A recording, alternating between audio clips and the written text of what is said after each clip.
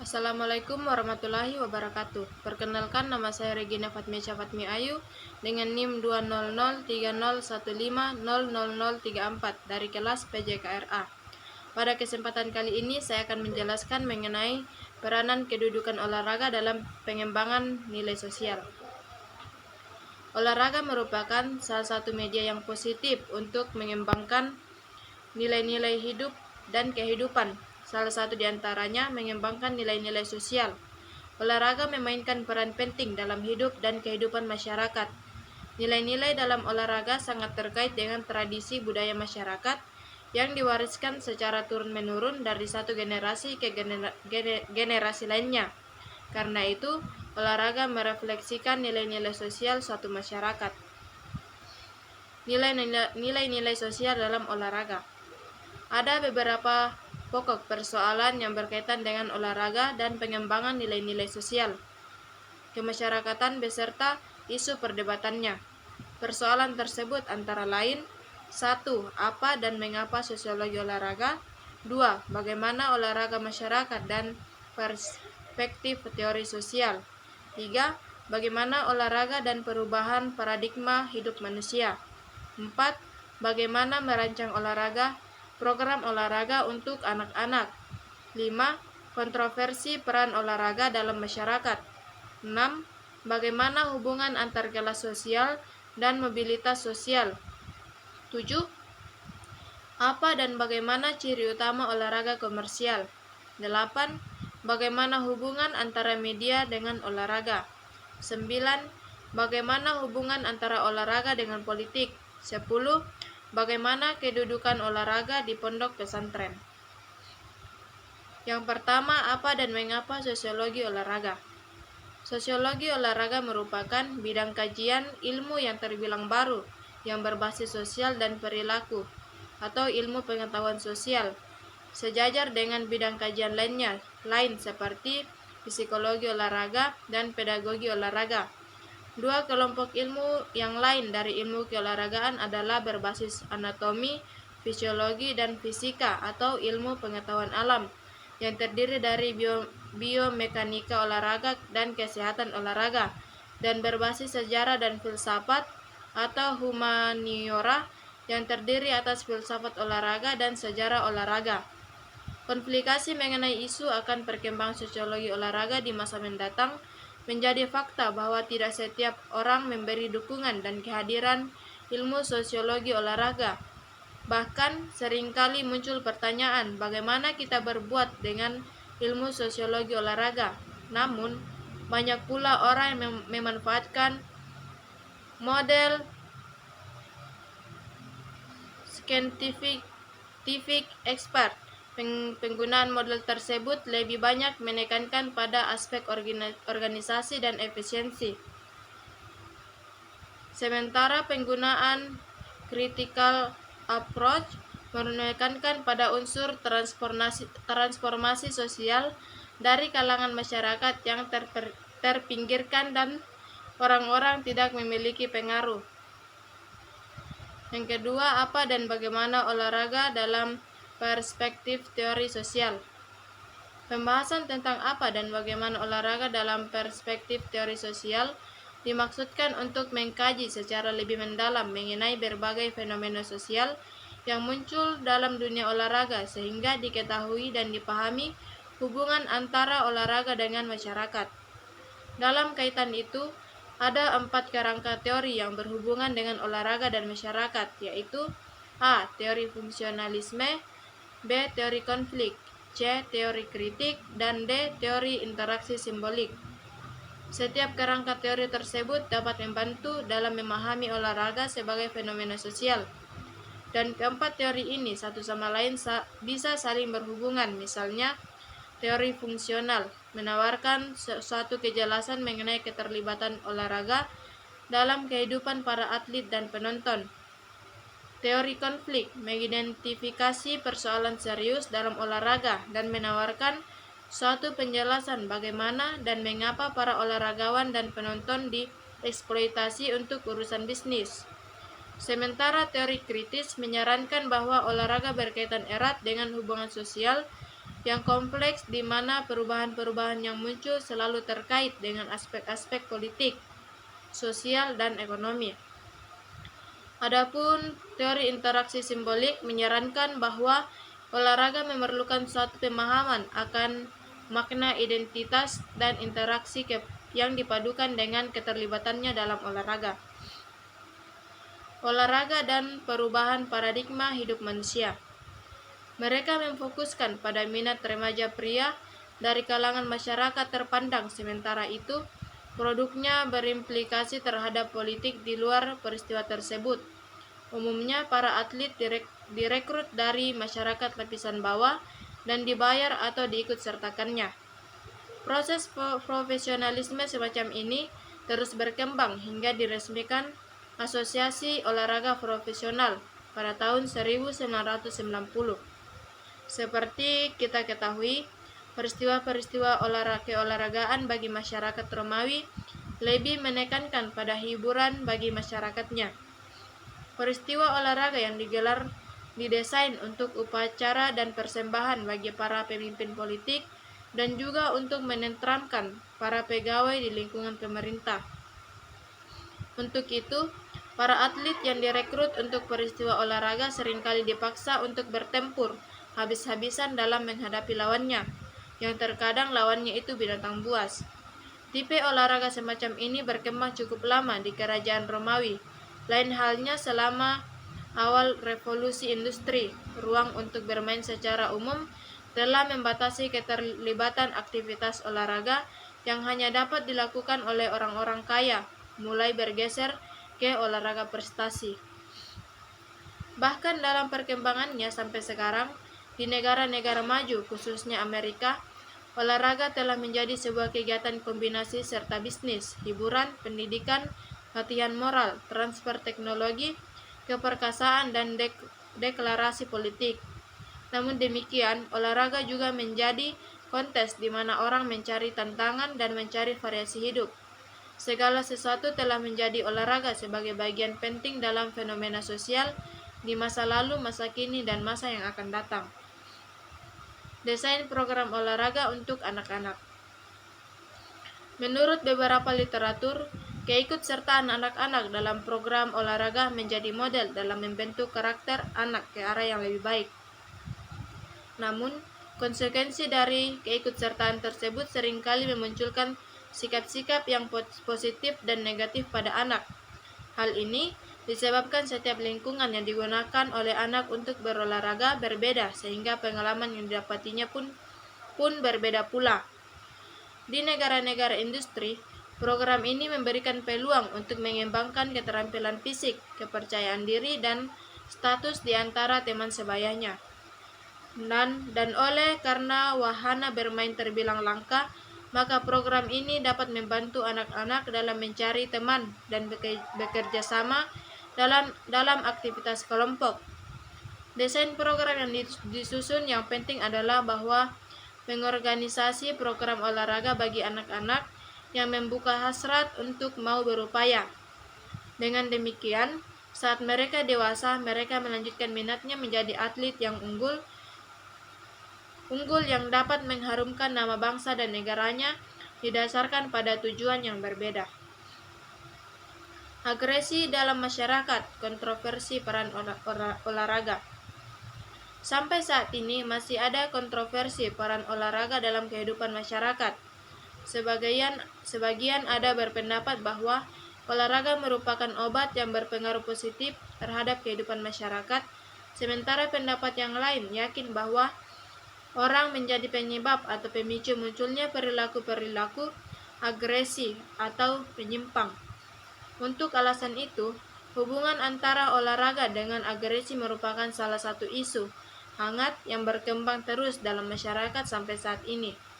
Banyak orang yang membantah bahwa olahraga adalah obat untuk kekerasan yang muncul di masyarakat. Bahkan penelitian dalam kasus ini terbilang sedikit. Namun, keikutsertaan seseorang dalam olahraga dapat membantu yang bersangkutan untuk mengurangi rasa kejenuhan atau stres dalam kehidupannya. Selain itu juga, para atlet yang dapat belajar mengontrol perilaku mereka selama berolahraga tetapi belajar tersebut mempunyai pengaruh jangka panjang. Di samping itu, bantahan olahraga sebagai obat, banyak pula orang yang berpendapat bahwa olahraga adalah penyebab munculnya tindak kekerasan. Pengalaman berolahraga kadang-kadang menciptakan rasa frustasi baik bagi pemain maupun penonton, khususnya untuk cabang olahraga kontak badan seperti tinju, basket, sepak bola, dan sebagainya. Hubungan antara golongan dan mobilitas sosial. Hubungan antara golongan dan olahraga tidak bisa dipisahkan satu sama lain.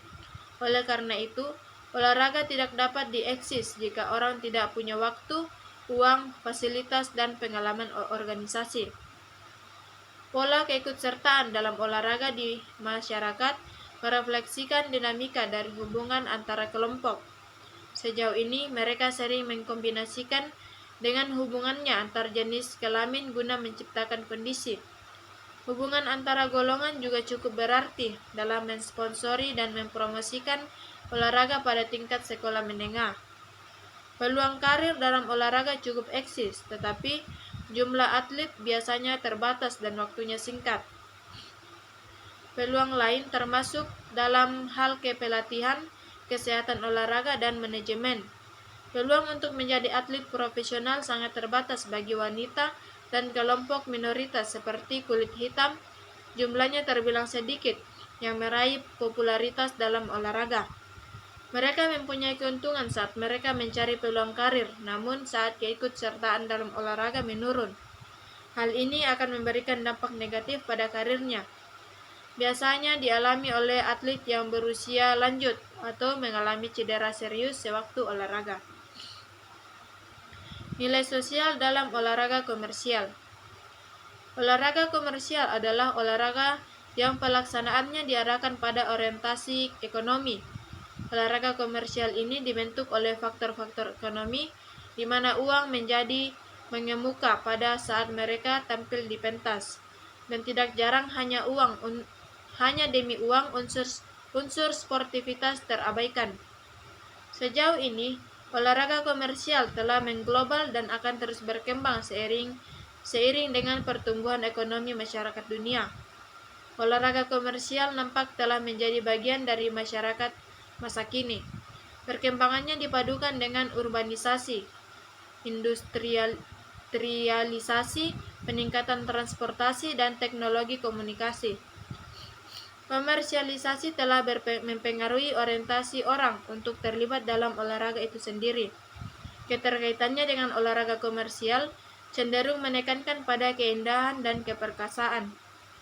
Olahraga komersial merupakan bisnis yang unik. Pemilik dan sponsor adalah orang sukses dalam bisnis, di mana mereka mampu membayar atlet berikut timnya, sementara mereka yang peroleh adalah kepuasan dan pengakuan publik. Olahraga komersial juga telah mengakses para atlet memasuki panggung hiburan. Para atlet dapat menghangatkan suasana ajang pertandingan. Berkaitan dengan hak-hak dan penghasilan menjadi penting. Dalam olahraga komersial, isu mengenai hak-hak pemain telah menjadi perhatian utama. Hal mereka terangkat, gaji pun meningkat. Dinamika hubungan olahraga dengan media. Media merupakan produk budaya dan wujud dari konstruksi sosial. Media dibuat, diorganisasi, dan dikontrol oleh manusia yang ide-idenya didasarkan pada pengalaman dan perspektif pada dunia. Olahraga dan media perkembangannya amat bergantung pada yang lain. Olahraga dan media dapat bertahan tanpa yang lain, tetapi olahraga dan media akan berbeda dari yang ada sekarang. Tanpa bayangan olahraga melalui media, orang akan sangat kecil memberikan perhatian terhadap olahraga. Media juga dapat bertahan tanpa olahraga, tetapi akan terbatas, khususnya surat kabar dan televisi. Sirkulasi surat kabar mungkin akan turun, dan program televisi pada akhir pekan dan hari libur akan berkurang perhatiannya dari pemirsa. Sejarah di Amerika Utara memperlihatkan bahwa hubungan antara olahraga dan televisi telah dikembangkan dalam konteks budaya yang lebih luas. Keuntungan komersial media mendapatkan prioritas utama. Pengaruh media olahraga dalam kehidupan kita bergantung kepada seberapa banyak informasi tentang olahraga yang kita dapatkan melalui pengalaman langsung. Hubungan olahraga dengan politik. Olahraga merupakan bagian integral dari dunia sosial. Sebagai bagian dari dunia tersebut, olahraga dipengaruhi oleh sosial, politik, dan ekonomi.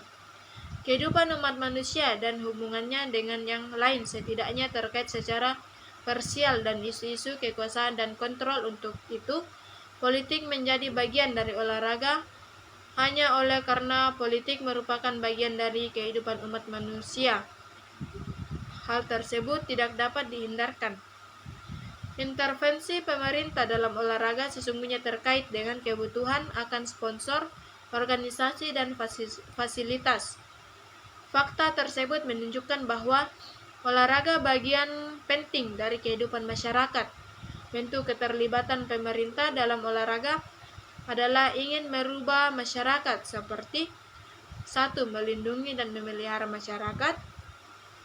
2. Mengembangkan kemampuan fisik dan kebugaran jasmani masyarakat.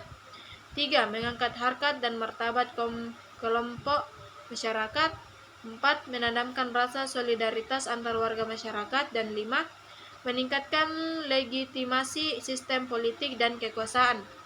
Keterlibatan pemerintah yang terjadi di sebuah negara akan terkait langsung dengan penyediaan fasilitas dan pemanfaatannya. Kedudukan olahraga di pondok pesantren. Program olahraga di pondok pesantren semestinya ditempatkan secara proporsional karena telah digariskan dalam hadis Rasulullah Subhanahu wa ta'ala bahwa Allah akan lebih menyukai kepada mukmin yang kuat daripada yang lemah.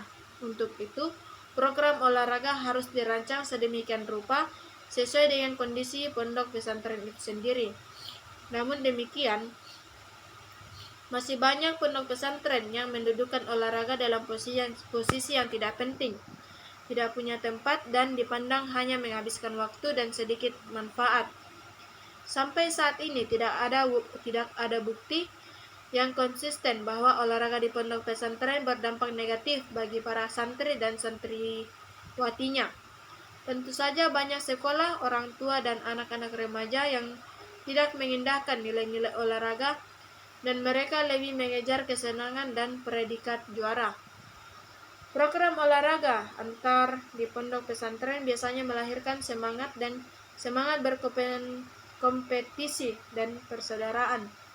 Tetapi hal itu juga tidak diketahui manakala semangat tersebut memberikan kontribusi terhadap kemauan belajar santri atau santriwati.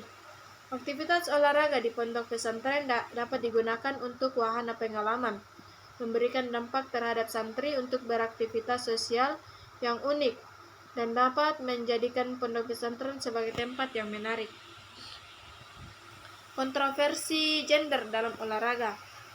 Kontroversi tentang gender atau jenis kelamin sering muncul dalam olahraga. Selama bertahun-tahun atau bahkan berabad-abad, kaum wanita telah dibedakan secara sistematis dari keikutsertaannya dalam olahraga. Bukti ini nampak nyata dari jumlah partisipasi wanita dalam kegiatan olahraga yang relatif sedikit dan dibandingkan laki-laki. Secara fisik, jelas bahwa wanita lebih lemah dan lebih kecil fisiknya dibandingkan dengan laki-laki, dan untuk menjadi atlet secara alami kurang memadai. Data statistik membedakan dalam olahraga Indonesia di kancah dunia internasional. Pahlawan adalah sosok pribadi yang memiliki karakter dan kepribadian yang sangat diperlukan, sangat diharapkan, dan sangat dihargai dalam budaya suatu bangsa. Kita ambil satu contoh budaya kepahlawanan adalah prajurit yang secara dominan akan memperlihatkan karakter sebagai prajurit sejati, seperti pemberani, agresif, jujur, dan sebagainya. Salah satu sifat atlet sebagai pahlawan adalah mengingatkan bahwa seseorang atau aktivitas dapat memberikan nilai dan mengagumkan.